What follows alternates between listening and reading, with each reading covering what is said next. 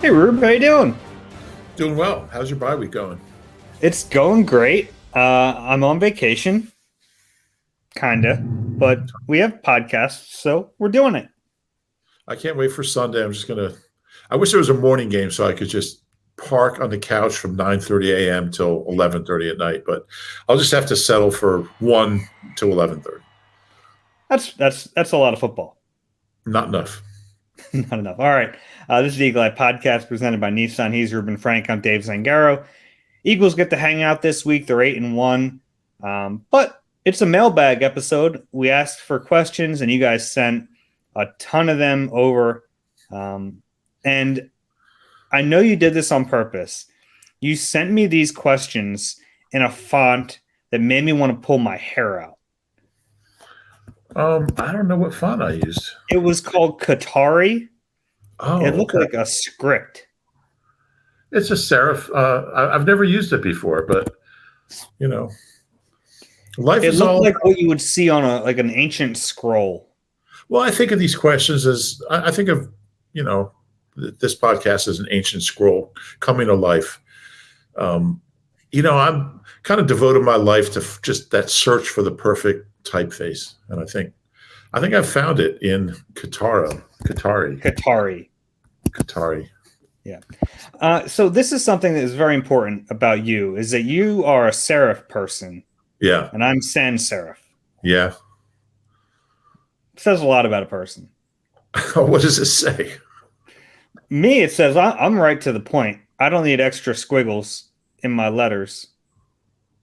You're a little For fancy. me, I'm just it's all about looking pleasing to the eye. Okay. And I find sans serif typefaces ugly, harsh, jarring, And easy to read. I don't think a little serif on a piece of type makes anything harder to read. It's extra. Don't need it. Maybe you need Get it out of glasses, Dave. I wear glasses. I don't wear them on the podcast, especially when I'm home, because, out in the studio, because these ring lights, they just they hit off my glasses and then I look like an idiot. So I don't wear them. So sometimes I can't really see when I'm doing these podcasts. As long as you can hear. I can hear and I can read from this distance. Anything farther, I have no shot. But I can read these questions in front of me, and that's where we'll start. We're ready to go? We should tell everyone about our training camp Google Doc, where we both kept going in and changing the typeface every day. We kept the Google Doc with a running injuries, attendance, and roster moves. We would try to race to do it because whoever got to do it that day would change the typeface, and you would just screw with me. You would have the most ridiculous fonts in there. And every night before I went to bed every night, the last thing I would do is I'd go into that Google Doc and make it 36 point, fancy Futura or something. And it drove them crazy. Yeah. Yeah. You're a big font guy too. I like a small typeface. Well, I usually write in 11 point. So it's pretty small. Okay. I go 12. So I'm actually bigger than you. Okay. Well, thanks for watching, everybody.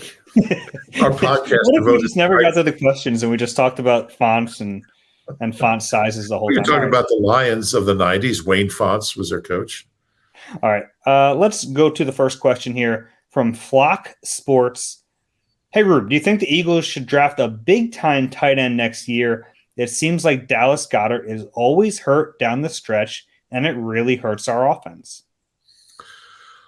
Yeah, I mean, obviously it's not ideal that he's hurt. I think, injury or not, I think it's something that they would consider drafting a tight end, just because, I mean, that's, when Selleck was about this age, they drafted Ertz. When Ertz was about this age, they drafted Goddard. I think it's just time to draft a tight end, whether he's hurt or not. They could use another tight end. I don't think it'll be something they address in the first few rounds, but I could certainly see them addressing the position somewhere, day 2, early day 3. Yeah, I mean, people were really surprised when they drafted Dallas. I mean, that was fresh off the Super Bowl. The dude who just caught that game-winning touchdown in the Super Bowl was already here. And I believe Goddard is older now than Ertz was when they drafted Goddard. So you're right, yeah. It's not crazy. Yeah, I would expect it. Where in the draft that is, I don't know. It won't be the first round. If it's a guy that's going to contribute, most likely it won't be the 6th or 7th. So middle round tight end makes a lot of sense. Yeah, and you hope that Goddard gets back and he's healthy because he is a really good player. He helps that offense quite a bit. Next question from Matt Haracle? Haracle. See, if that was in a better typeface, you'd be able to read it better. I believe me, I changed the typeface the second I opened it. I need to find a way to send you stuff that you can't change, like to lock the typeface. All right. The question from Matt: what's up with Bradberry? He had a big PBU yesterday, but it's looked like he's been getting beaten a couple times the last few weeks. Is it communication with the new guys? Is he cooked? What's your take? Cooked might be a little strong, but I just don't think he's been the same player as last year. And he really, to my eyes, he's taken a pretty significant drop off. He's never been the fastest guy, and it looks like he's lost maybe half a step or so. And for corners, there's a huge difference between a guy who hasn't lost half a step and a guy who has. And they faced some really elite offenses, and he just hasn't been very good. And it's certainly a concern. It's a position they have a bunch of young guys, but they don't really have. Maybe Greedy Williams is available. I don't know, but they really don't have anybody else to put out there. It's certainly a concern. The schedule's not getting any easier, and I would say from what I've seen, I forget the dead money. I think they could make a move with him after the season. It wouldn't be a huge cap hit because I think that's where it's leading. I just don't see him being back here next year unless something changes dramatically these next 8 games. Yeah, I think there have been good moments too. I don't think it's all been bad, but I agree. There's been a drop off in play. I think it's too convenient to say it's been communication errors because there have been just times where he's one-on-one and gets beat.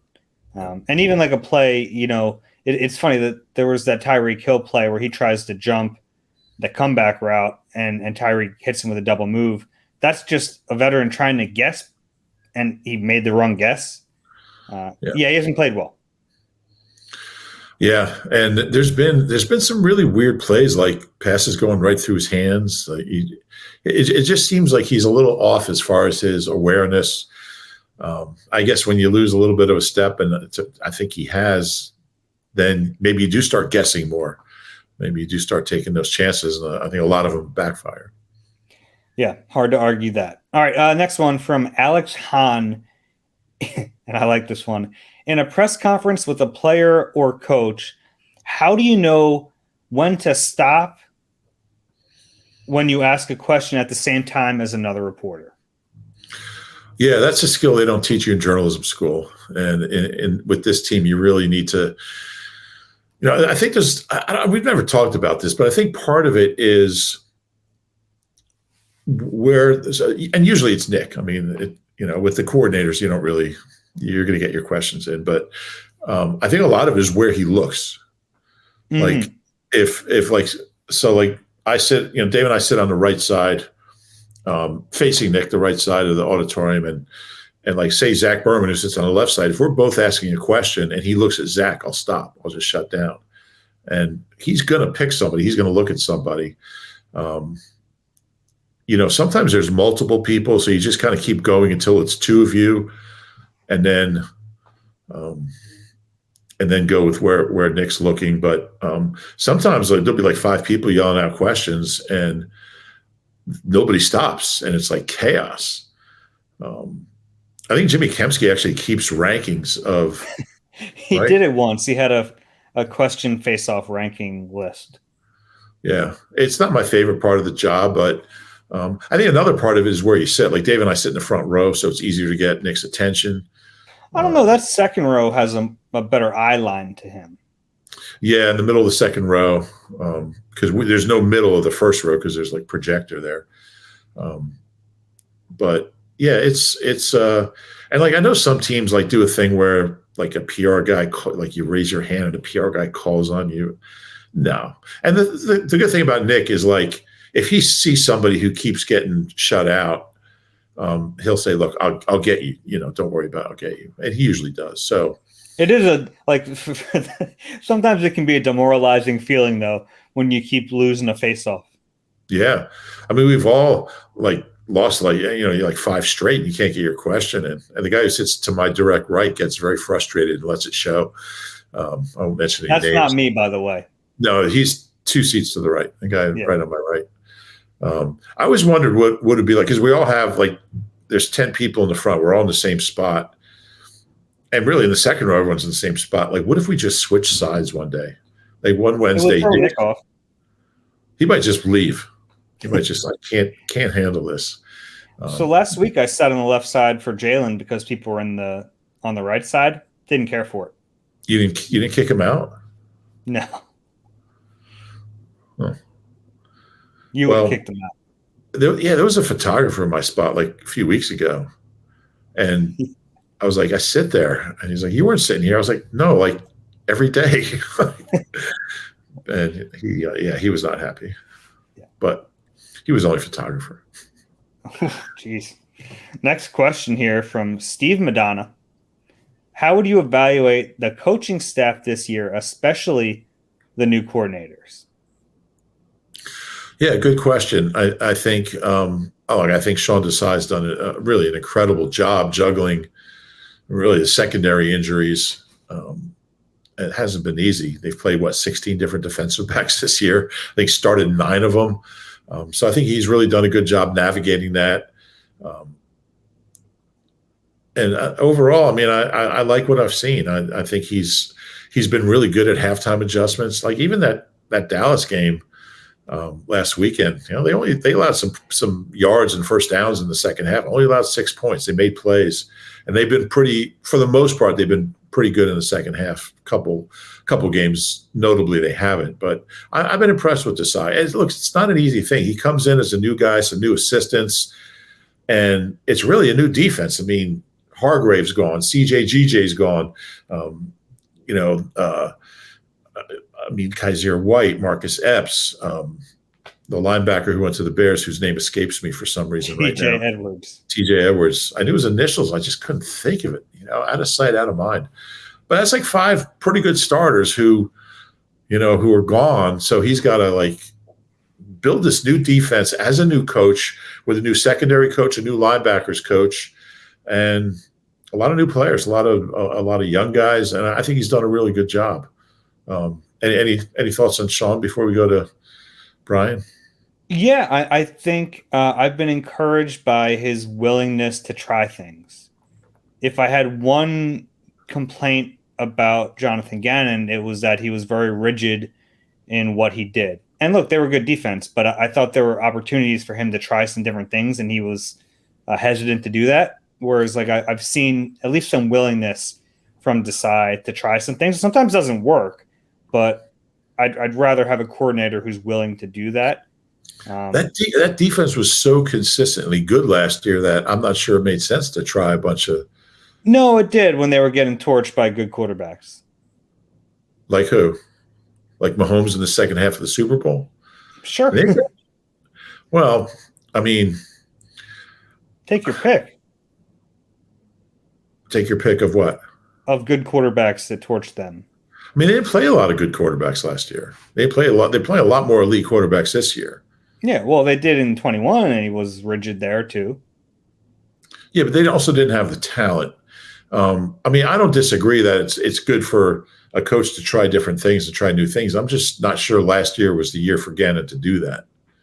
I disagree. Okay. As for Brian, I think overall, they're scoring a ton of points, which is good. Jalen's playing really well. Some of the play calling, especially late in games, has been baffling. And, certainly, the overall, they're one of the top offenses in the NFL, so it's hard to be too critical. But some of the play calling is he's quick to abandon a run. I think too quick sometimes. Just forget about DeAndre Swift. Now has 2 games where he's had 1 carry in the first half.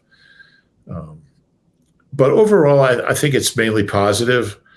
Again, another new guy. Some of the RPOs with Jalen when he was clearly hurt didn't make sense. He's gotten away from that. But I think overall, I like what I've seen, and it's just even the red zone's gotten better, which he kind of knew it would. They were too good to be a bottom of the pack red zone team. I think they're up in the top 10 now. So yeah, I think for both of them, I think it's mainly positive with things to work on, especially for Brian. Yeah, I think Brian Johnson's been a little more uneven because there are times where I'm really impressed because he'll find the button and he'll hit the button and it works and everything is smooth. And then we see a second half like the one against Dallas where there's 3 straight 3-and-outs. The play calling is wonky.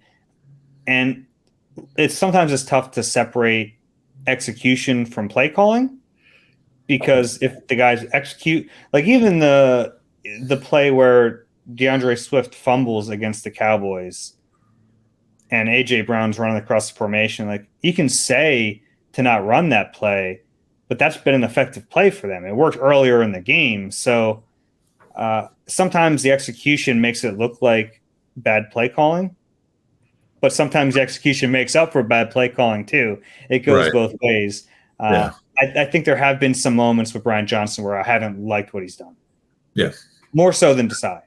That's fair. Agree with that. All right. Next one is from Bullcraft Max. Really hit the F in that craft. Few questions for you guys. Well, the first one is not a question. Thanks for having one of the best podcasts. Insider tip, real easy way to get your question read. Just start with a little compliment. It gets you in there. 2, how do the Eagles address the slot cornerback issues? There's a bunch of questions here, so let's just roll through them. Yeah, I mean, the first thing you do is get Bradley Roby healthy and see what he's got, see what he can do. I would expect him to be the primary slot or the only slot when we get back from the bye week. And look, they're going to face some pretty good offenses, so it's not going to be easy. We haven't really seen much from him. We keep assuming he's going to be the answer, but we'll see. I think you have to start there. I agree with that. Curious to see if they mix in Sidney Brown on some first downs because he is a bigger hitter. He's probably better against the run, but I think mostly it's going to be Roby. Yeah, and also because Roby, I mean, by the time he plays, assuming it's the Chiefs, he won't have played in a month and a half, so might want to bring him along a little slowly. Sure. Number 3 on this list of 5 questions. What do we do if Dallas Goedert misses extended time? They're going to roll with what they have because it sounds like Goddard will be back at some point this season. So it's Jack Stoll, you're up. Yeah, he's the next guy. The 4th question, how does this run game improve? Yeah, I think mixing up the backs is a good start. Getting Boston more involved. I think Boston's a good runner. Penny, what do you have, 2 carries against Dallas for 8 yards, which probably gave him the highest average in the game. But really haven't seen enough to make any. They obviously don't want him out there. I think that's part of it. I think just mixing up because I think Swift's numbers have been awful lately. He'll have some really good runs, but man, there's a lot of -1s and -2s and +0. I think mixing up the personnel would really help. Yeah, getting Cam Jurgens back, I think, will help as well. He's missed the last 5 games now. So I think that'll help naturally. I think he's a better run blocker than Suopeta and Tyler Steen, who made his first start. So that'll help naturally. But overall, I think, I think it's too reductive to just point at the running backs. I think it's the whole operation. Oh, I totally agree. And I think play calling is a part of it too. I mean, there's been times he's just gotten away from it, Brian. And, if they lose 3 yards on the first play and then +1 on the second, he just won't dial it up again until the third quarter. And think sometimes you have to just keep doing it. And he did against Dallas. He stuck with it, and they got some production, but certainly not enough. The most concerning thing to me about the run game is that we talked about this on the post-game pod after the Cowboys game, is that when they need it, it hasn't been there. And that's new for this team. Like, we've seen them in the 4-minute drill just bleed the clock, and teams will load the box and it doesn't matter. They just run through it anyway. Yeah. That hasn't been there. And that's a little weird. They got to figure out why that's happening. Yeah. Their best running play is the tush push. I mean, maybe they just run that 4 times in a row. That would get them 8 yards. Well, if you get 2.5 yards each, then you get you the first down. Fair. The last one, Jalen Hurts for MVP? Yeah. Yeah, I mean, I think he's definitely in the mix. Yeah. See if we can stay healthy after the bye week. But, yeah, I think that's certainly in play. Next question here from Philly in Harrisburg. When will we see the corner that was drafted on the field in the second half of the season? Assuming we're talking about Keely Ringo here, the 4th-round pick. Well, we've seen him on special teams. What did he play? 1 snap on defense? He's got 1 snap. Yeah, in like an end-of-game situation. Yeah, I don't think we're going to see him. I mean, if we were going to see him, he would have been ahead of Josh Jobe, ahead of Eli Ricks, ahead of all the other guys who've played. So, yeah, I don't think we'll see him this year. Yeah, we knew he was an athletic freak specimen type player who was a project. And I don't think he was ever really in the plans to play on defense this year. Yeah, and, he had a shaky training camp. I mean, we saw it. So even coming out of camp, you kind of figured it wouldn't be this year. He's a very young guy. What is he, 21, I think? Yeah, it's not a crazy question, though, because we're watching an undrafted kid take a ton of meaningful snaps. And I get you're looking at the 4th-round pick they traded away a future 3 to get, and you're going, why is he not on the field? I think part of it is position. He doesn't play inside, but part of it is he's not ready. Yeah, I think that's the main part of it. All right, let's read one more, and then we'll get into a little bit of a read and take a break. Sounds good. That work? All right, next one here is from Anthony Verna. I'm curious, what is the least expected experience Dave has had in his travels? For example, I was just in Paris and heard a string quartet play Rolling Stones songs in the Eiffel Tower. Sure, you expect going to the Eiffel Tower, but not the string quartet playing the Stones. Yeah, that's a weird experience. I have one that's very similar to that. I was in art. Even though he didn't ask me. Go ahead. Okay.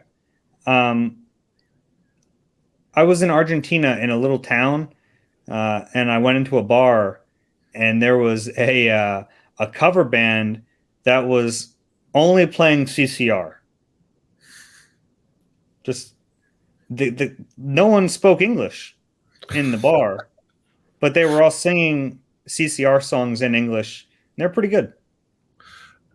Interestingly, when I pulled up to the office yesterday before the game, did you hear the speakers? Somebody was in our parking lot, and it's a tailgate lot, obviously, before games, blasting CCR so loud. It sounded great. I mean, they're an incredible band. They were playing Fortunate Son. You could probably heard it like in Center City. It was, I don't know how people get speakers that big. It's like, in your truck, they got speakers. It sounds like you're at a concert. But anyway, I was at the Eiffel Tower when I was 14. And I think, if I remember right, you go halfway up. I'm sorry? Sorry. I asked if it was new then. I went to the grand opening. But if I remember correctly, you go up halfway and there's one elevator, and then you like kind of get in line for the next elevator to go to the top. So I was on that halfway up in line, and I heard these two. I'm 14. I'm a huge baseball fan. I hear two guys, like 5 people in front of me, talking about baseball. They're ripping the Yankees, I think. So I kind of walked over where they were, and I was like, started, joined in the conversation. And I think they were critical of the Yankees pitching staff. It was probably like Fritz Peterson and Mel Stottlemyre and Dick Tidrow or something. And so we ended up talking, and they're like, where are you from? I said, I'm from Teaneck, New Jersey. where are you guys from? And they looked at me and said, we're from Teaneck. We're from Teaneck, New Jersey, too. I was like, really? Where do you go to school? And they went to a different there was two like junior high schools. But it turned out that one of them I had played against in Little League, like earlier that summer. Like I was on AP 11 and he was on Shawanweed. I don't know what that means, Shawanweed. I think it was a car dealership. But we played Little League against each other. We ran into each other halfway up the Eiffel Tower. So that's pretty that cool. was unexpected. Yeah. All right. You want to get these reads and we'll have some more questions on the other side? And he took piano lessons from the same lady that I did. That's right. Okay. Yeah, this is Irene Taylor. You deserve a car that thrills you, a car that puts goosebumps on your goosebumps. At Nissan, we got everything from turbocharged SUVs to 100% electric vehicles that'll make your heart beat faster. Experience the thrill for yourself and shop your local Nissan store at nissanusa.com today. Celebrity cook Steve Martorano brings his Italian-American cooking back home to Philly. Enjoy Martorano's Prime at Rivers Casino and Steve's famous meatballs with Sunday gravy, prime steaks, and more. Make reservations at Martorano's Prime on Open Table. All right, we have a ton more questions here. Let's try to get through as many as we can. If we don't get to your questions, we apologize. We'll try to get to as many as we possibly can. All right, this one is from Robert Nagy. Birds had 3 fourth-quarter possessions for 14 total yards, took only 4 minutes off the clock when a sustained drive/points could have put this thing away much earlier. Concerns specifically around the run game, obviously talking about the fourth quarter against the Cowboys.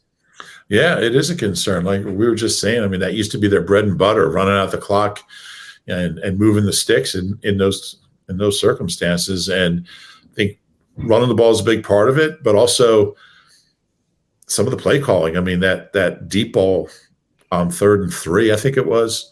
I mean, what are you doing? Like, that's your best play to get 3 yards?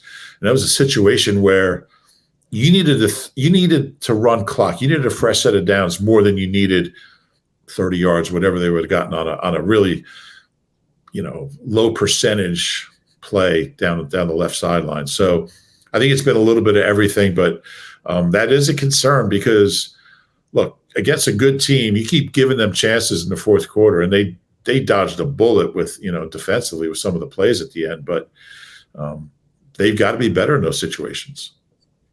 Yeah, I agree, and that's where they should be at their best. We've seen them do it so many times. I'm with you on that 3rd and 3. I mean, run the tush push twice. Yeah, that's a little reductive, but do something. Taking a low percentage play like that, I'm all for that earlier in the game. I like the aggressive mentality, but not in that spot. And I'm okay throwing the ball. I am too. Dial up something a little more high percentage than that. Get you 4 yards, and keep that clock moving. Yeah. All right. Next one is from TSIF 311. It seems Eagles are playing too deep off-man coverage, which means quick slants are there all day for other teams. What are you seeing in terms of how opposing pass defenses are playing the Eagles and our routes run? See, that tricked me. I thought we were about to talk about the Eagles defense, and we're talking about opposing defenses. First, with the Eagles defense, that's kind of what this system is, right? Like, they're taking away big plays, but it's not that dissimilar to what opposing defenses are doing. The Eagles have that deep ball ability, and we've seen teams try to take that away. Yeah, Jalen throws the deep ball so well that there have been times they've been able to beat it. So, I don't know. I think that's probably how I would defend the Eagles. But with the talent they have on offense, they could just beat you so many different ways. And, they're a team that if you legislate against the deep ball, they've shown they can go down the field and, 75 yards in 13 plays and get in the end zone. Yeah, and it becomes like a philosophical thing. It's like you're obviously more likely to make a mistake over a 13-play drive than you are with a quick strike, and some teams kind of bank on you doing that. And at times the Eagles have turned the football over, so Sure. Maybe they're not wrong in that. They've gotten better. I mean, they've been better last few games. Next question here is from Brendan Kelly. Love listening to you both. Thank you, Brendan. I look forward to this is just too much nice stuff. Thanks for keeping us grounded. I look forward to your pod after each game. The question part of it, can you spell out what the daylight is between the 2023 Eagles and the 2022 Vikings? The script feels very similar. 8-1 starts, close games, crazy wins. I probably didn't watch the 2022 Vikings enough to really have an intelligent comment on this, but not having an intelligent comment has never stopped me before. So, but yeah, I mean, the concern is that when you're only winning close games, and all the Eagles wins have been by 14 or fewer points, and 6 of the 8 have been by single digits, 5 of the 8 by one possession. So I don't know why NFLG is not allowing me to look at the Vikings 2022 season, but generally speaking, it's a dangerous way to go about your business. And we've seen so many games this year where the Eagles had to make a play in the final minute to win the game. So it's not ideal, and you'd like to see them, when they build leads, keep those leads and get off to better starts in some cases. And, against a team like Dallas with that offense, I mean, you just feel, relieved just to get a win. You're just happy to get the win. But I feel like they need to learn to put teams away and turn some of those one possession wins into 31-17 and just just let me write my 10 observations without thinking they're going to blow the lead again. Yeah, I think it's a fair question, though, because that Vikings team, we kind of called them a paper tiger because they had this great record, but how good are they? I think one of the big differences is just talent. I think this is a more talented Eagles team than that Vikings team, and I think it starts with the quarterback. I think Jalen has proven himself at this point, and we saw the Eagles do it last year with a lot of the same guys. So I think we have a better sense of what they're capable of than we did with that Vikings team last year. Now, they certainly have to do it at a certain point, but I think that's the reason I'm more confident in them than I would have been in the Vikings last year. And another thing, the Vikings last year lost to the Eagles by 17. They lost to the Cowboys by 37. They lost to the Lions by 11, and they lost to the Packers by 24. So I think that kind of raises a red flag, even if you have a good record. They finished at 13-4. But when you get blown out that much, which the Eagles never do, that raises a red flag for me that you don't see with the Eagles. Yeah. Next question here is all for you. Oh, no, we have one more before that. This one is from Dustin Young. First of all, thank you for producing awesome podcasts. You're an incredible duo. Thank you, Dustin. My question is, what are the key items the Eagles need to focus on moving into the bye and down the stretch to compete in the playoffs / meet expectations? I mean, really everything we've talked about, so far, just being able to run the ball better play calling, clean up the secondary. I think those are the main things for me. Yeah, I think run game on offense, secondary on defense. It's pretty simple. Simply put, and I think they're going to need both of those elements, not just for the playoffs, but for this run of 5 games we're about to see. Yeah, no doubt. And I think with the running game, I know they have the people to do it. Secondary, I'm not convinced. We'll see. Next question from Ben Spate. This is for you, I'm assuming. Recent album suggestions. How do you feel about the new Del Paxton one? Oh, I should have prepped for this question. Yeah, I like the Del Paxton record. He's there. You're not going to prep for any of the Eagles questions, but you're going to prep for the album one. Yeah. I'll give you a handful of new releases I really like, though, real quick. Anna Hillberg has a really good new record out. There's a band called Dusk. I don't know where they're from. They were recommended by Tyler from the Tisberries, great band. The new Menzingers, Philly band or Scranton band, their new one's really good. I like the new Wilco. The new Wilco is is very good. Slaughter Beach Dog is, Jake from Modern Baseball and Ian from Modern Baseball. Their new album is terrific. Yeah, that's some good stuff I've been listening to. I like the new national record is really good. One more, there's a band actually from Princeton called The Natural, spelled with a V instead of a U for some reason. Their new record is really, really good. So those are some. New Jeff Rosenstock I like. New Chris Farron. We saw Chris Farron in Pittsburgh at the Smiling Moose or something. Yeah. So those are a few of them. Yeah, just a few. Next one is from Dan Techman. I don't think we've prepared enough for this one. Asking about our predictions on players and record from before the season. I don't think we've done enough to prepare for this. And honestly, this is the first time reading this far down on the question list. I'm trying to think like who we might have been wrong on. I think I was more bullish on Nakobe than you were, and that hasn't certainly worked out.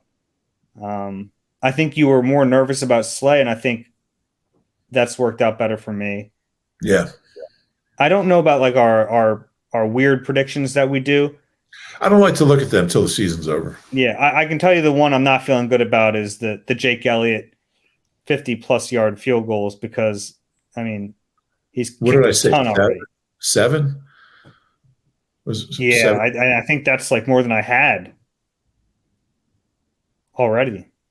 Yeah, so I might have already clinched one of them. Mm-hmm. But it's not like the only one you're good though. It might be. All right, Dan. We'll sorry about that. We'll get back to you later in the season. Next one is from Philip Dudley. Can Julio take over some of Goddard's slot routes and screenplays in his absence? Yeah, I mean, look, I don't think. I mean, he might get a few more reps. He can play in the slot, but he's not a tight end. So can he run some of the same routes? Yes, but can he replace Dallas Goedert? No. Yeah, I think it's like a collective thing. Like those targets have to go somewhere. I think the most obvious answer is they go to AJ and Devontae. But yeah, I'm curious to see what Julio can offer them down the stretch. He's been, playing minimally. Didn't have a target, I don't believe, before the bye in that game. Had obviously a touchdown the week before, a 3-yard catch the week before that. I don't know. I mean, can he help them? I think so still, but I don't know for sure. Yeah, I think that's still to be answered. Mm-hmm. But I did I liked everything I saw on that touchdown. Just, he took a big hit, got open. Yeah. Yeah. It is so funny to still think, like, I'm still not used to the fact that Julio Jones is on this team. Yeah, it's crazy, isn't it? He still won't talk about the end of the NFC Championship game. Guess he never will. Probably not. If he's not talking about it now, I don't think he ever will. Next one from Scott Snyder. Are Slay and Bradberry ever going to get back to form? Seems like both are struggling in coverage. I wouldn't say Slay's struggling. I think he's faced some really, really good players, and he's held his own. I don't think he's the player he was a few years ago, but he's been fine. Yeah. Bradberry he's the concern. And I mean, Bradberry probably had a better year than Slay last year, but it's not even close this year. Yeah, I agree with that. I think Slay's been their best corner. Bradberry's concerning me a little bit. Yeah. Next one from Hark Bogler. I should probably read these names before we start. Sounds like a country singer from like the 1940s. It does a little bit. Did you see? It looked like Tanner McKee was warming up to enter the game after Hurts got up slow and almost came out of the game in the second quarter. No, but Tanner couldn't have come in the game. So it's the new rule this year where you have a third quarterback as the emergency quarterback. He can only play if the backup quarterback comes in the game and gets hurt. So the guys throw. Like they throw to warm up the course. Yeah, so it's like go ahead, I'm sorry. Yeah, so they're on. Well, you paused. I thought you were – go ahead. So the way it works is when they're warming up, one quarterback is on one side, the other quarterback's on the other, and they have receivers catching the ball so they can throw back and forth. Yeah, and I was going to say on the TV copy, which I was watching in the studio, it did look like as soon as Jalen got hurt, they showed McKee jumping up, putting his helmet on, and started throwing. But exactly what you just said, they're both going to throw in that situation. Mm-hmm. Yeah, and there are times too where like you watch Mariota and he's throwing on a helmet. He throws on a helmet to warm up, and he's warming up anyway. So you can't really read into that too much. But it did look that way. It was funny, and somebody in the studio said that, and I was like, he can't come in. But it did look that way because as soon as Jalen got hurt, they showed like a close up of just McKee getting up with a football. So it did look that way, but couldn't be. Yeah. Curtis Moore, have the Eagles solved their red zone issues? And a second unrelated question here: does Bradley Roby solve the secondary problems when he returns? Yeah, and I mean, I'm not sure they really ever had a red zone problem. I think each drive where they didn't score, didn't get a touchdown, was something a little different. It was play calling, it was turnovers, execution. That's why I wasn't really worried about it. And they've been really good in the red zone since the Jets game. Jets game was obviously bad, but I've been saying all along they're going to be a top 10 red zone offense by the end of the year, and they're pretty close to it now. So I would say whatever issues they were having. Now, certainly not having Goddard doesn't help in the red zone. Not like he scores a ton of touchdowns, but he's certainly the threat of having him is more than the threat of Jack Stoll running in the end zone. As far as will Roby solve the Eagles' secondary issues, I don't think so. He might help.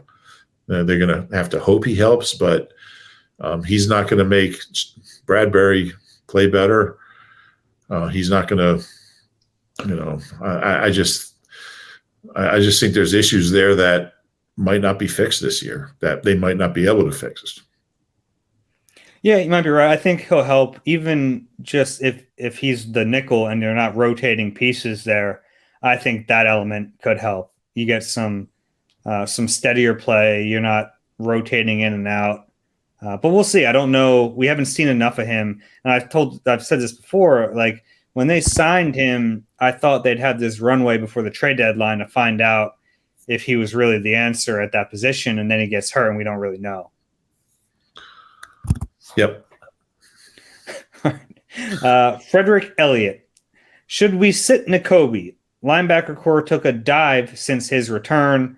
Well, the Eagles might not have a choice. It looks like he's hurt, but aside from the injury, it's a fair question.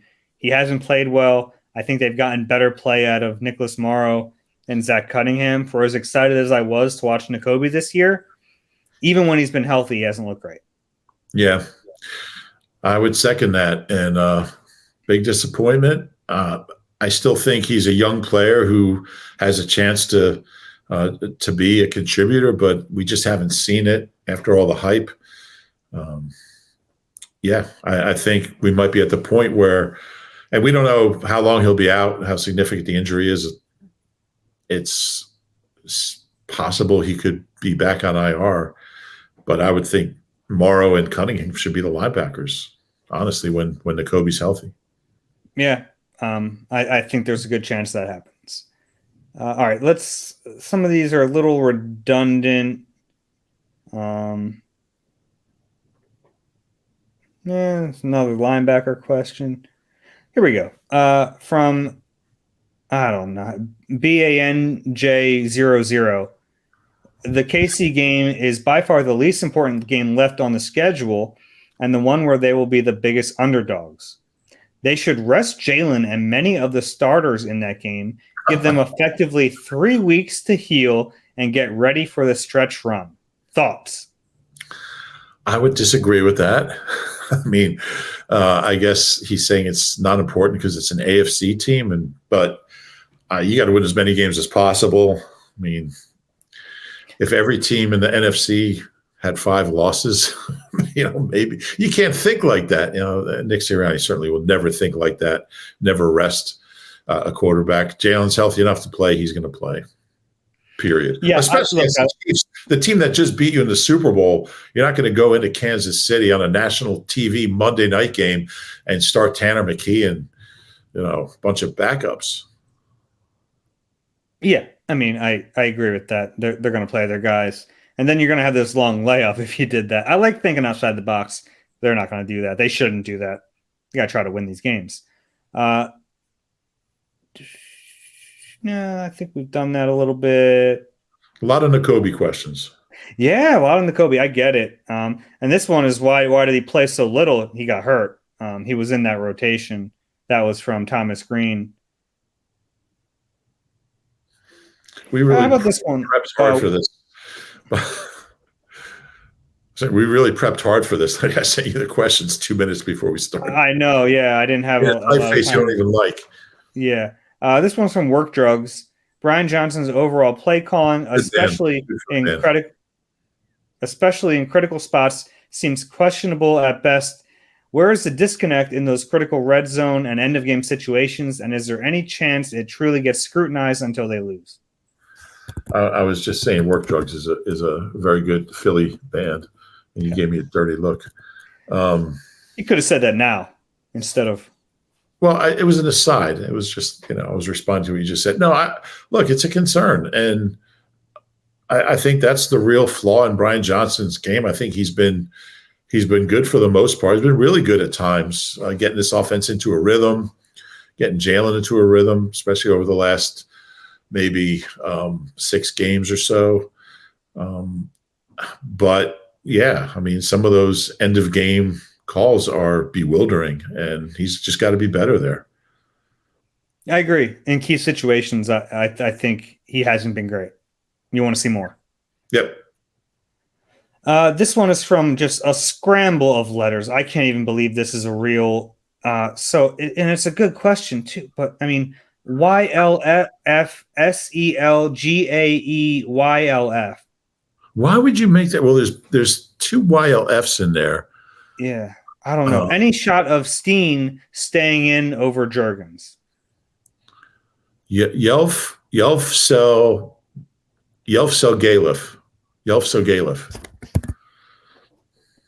I wasn't listening to the question, but it's Yelf Galef. No, I think Juergens is a starter, and it was good to see Steen get in and get a taste of it, and he could very well be the right guard next year, and he'll have this experience in his back pocket, but Cam Juergens is your right guard when he's healthy, period. I agree.